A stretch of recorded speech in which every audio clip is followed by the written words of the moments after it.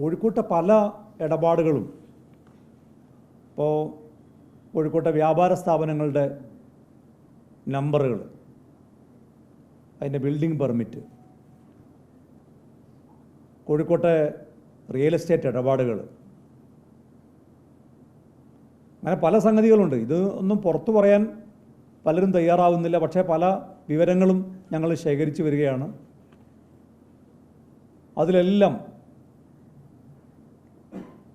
കോഴിക്കോട്ട് ഒരു പരസ്യ കമ്പനി, ആ പരസ്യ കമ്പനിയിലെ ഒരു CPM-ൻ്റെ നേതാവ്, ഇവരെല്ലാം കൂടി ചേർന്നുകൊണ്ടുള്ളൊരു കോക്കസ് കോഴിക്കോട് കേന്ദ്രീകരിച്ച് പ്രവർത്തിക്കുന്നുണ്ട്. ആ കോക്കസിലെ അംഗങ്ങൾ ഉൾപ്പെടെ പാർട്ടിക്കകത്ത് ചർച്ചയാണ്.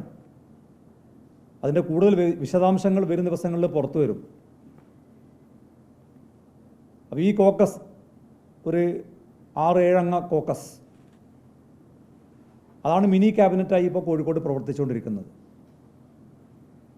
അതിൽ CPM നേതാവുണ്ട്, DYFI നേതാവുണ്ട്, CITU നേതാവുണ്ട്. ഇവരെല്ലാം കൂടി ചേർന്നുകൊണ്ടുള്ളൊരു കോക്കസാണ് ഒരു മിനി ക്യാബിനറ്റായി ഇപ്പോൾ പ്രവർത്തിച്ചുകൊണ്ടിരിക്കുന്നത്.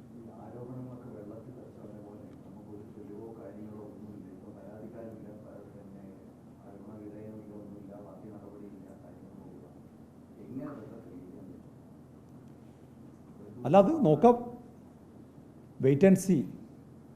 തെളിവുകൾ പുറത്തു വരുമോ?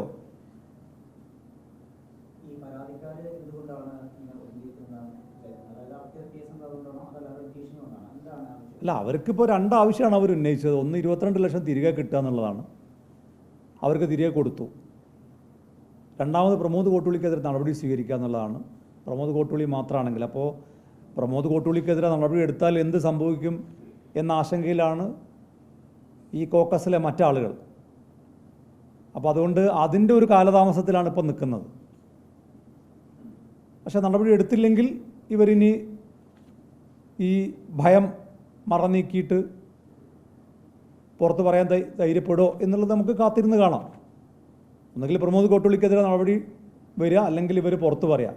രണ്ടിലേതെങ്കിലും ഒന്നും സംഭവിക്കുന്നുള്ളൊരു പ്രതീക്ഷയിലാണ് ഞങ്ങളിപ്പോൾ ഉള്ളത്.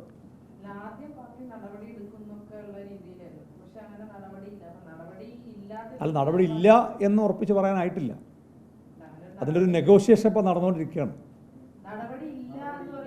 നടപടി ഇല്ല എന്ന് പാർട്ടി ഇതുവരെ പറഞ്ഞിട്ടില്ലല്ലോ.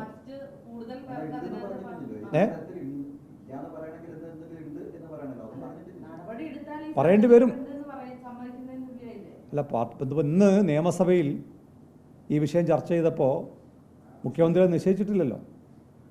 നിയമസഭയിൽ മുഖ്യമന്ത്രി പറഞ്ഞത് ചില ആളുകളൊക്കെ അങ്ങനെ തട്ടിപ്പുകൾ നടത്തുന്നുണ്ടെന്നാണ്. അപ്പോൾ മുഖ്യമന്ത്രി അത് നിശ്ചയിച്ചിട്ടില്ല. പാർട്ടി അത് പൂർണ്ണമായി തള്ളി പറഞ്ഞാൽ അപ്പോൾ അതിൻ്റെ തെളിവുകൾ പുറത്തു വരും. ഇപ്പോൾ ഈ ഘട്ടത്തിൽ അങ്ങനെ പറയാൻ കഴിയുള്ളൂ.